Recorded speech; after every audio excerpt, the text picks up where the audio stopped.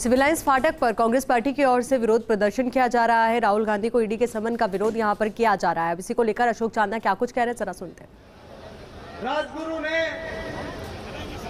चंद्रशेखर आजाद ने हंसते हंसते अपनी शहादत दी कि चाहे हमारी जान चली जाए लेकिन हमारी आने वाली पीढ़ियां, इस देश का भविष्य एक स्वतंत्र भारत में लोकतंत्र के अंदर खुली सांस लेगा।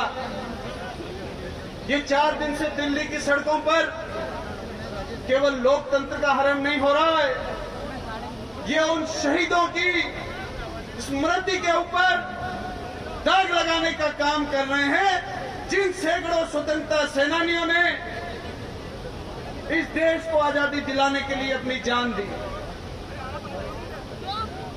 कई बार हम लोग भी, जब भारतीय जनता पार्टी छोटा छोटा अटैक करती थी तो हम लोगों ने आवाज उठाने में कमी रखी कि आज उनकी इतनी हिम्मत हो गई कि राहुल गांधी जी को 4 दिन से लगातार 12-12 घंटे तक ईडी के दफ्तर में बुलाया गया, एआईसीसी के दफ्तर के अंदर लाठीचार्ज किया गया, राजस्थान के जोधपुर हाउस के बाहर सिक्योरिटी लगा दी गई। मैं समझता हूं कि लोकतंत्र की विपक्ष की आवाज को दबाने का आजादी के बाद में इससे कोई घटिया कदम नहीं हो सकता। और अगर आज हम लोग चुप रह गए, ये लोग पूछते हैं कि राहुल गांधी कौन है, अरे आपको अधिकार नहीं है, आपने इस देश के लिए उंगली नहीं कटाई।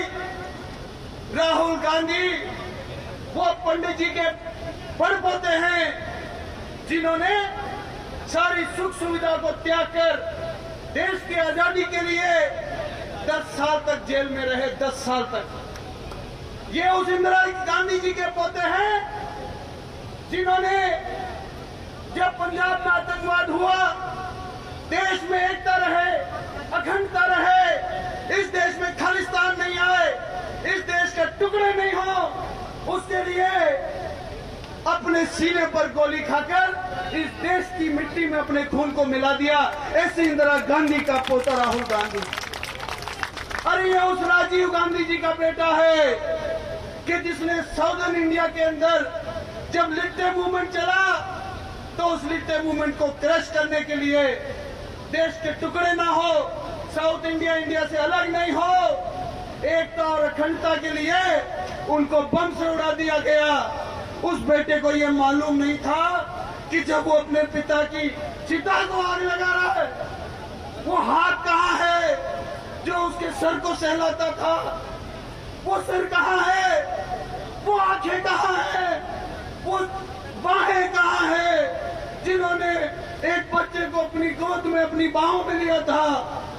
ऐसे पिता की चिता को आग लगाने वाला बेटा श्री राहुल गांधी, आज उनके ऊपर जो आंच आई है, मैं समझता हूं कि कांग्रेस पार्टी के हम जैसे वर्कर्स को डूब कर मर जाना चाहिए। आज अगर कांग्रेस पार्टी की ऐसी हालत हो गई, किस व्यक्ति के लिए गांधी परिवार ने नहीं किया?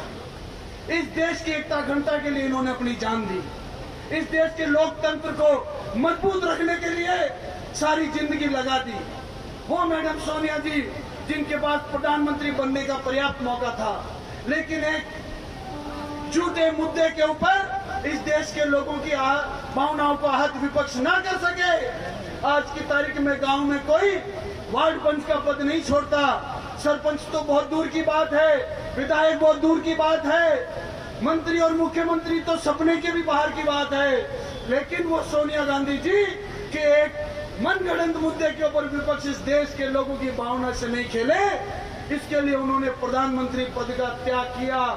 ऐसी मां का बेटा राहुल गांधी है। आज अगर उनके साथ में ये अत्याचार उनकी आवाज को दबाने के लिए किया जा रहा है, मैं समझता हूं हमारे जैसे कांग्रेस पार्टी के लोगों के लिए ये शर्म के मारे डूब मरने वाली बात। और ये उनके मंसूबे बताती है कि आखिरी कांटा राहुल गांधी उनको नजर आता है कि वो इस देश में कुछ भी करेंगे, इस देश की इकोनॉमी को ध्वस्त कर देंगे, इस देश की जीडीपी को बर्बाद कर देंगे, इस देश के सारे एयरपोर्ट और पोर्ट अदानी को दे देंगे, इस देश का सारा धन अंबानी को दे देंगे।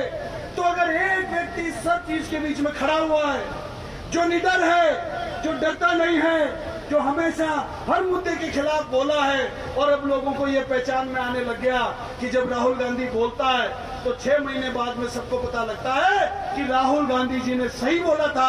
वो आज देश के सामने वो परिस्थितियां बनती जा रही है। ये आखिरी नेता है जो इनकी इस सोने की लंका को आग लगा सकता है। अब इनको ये डर सता रहा है और इनको लगता है कि उस खानदान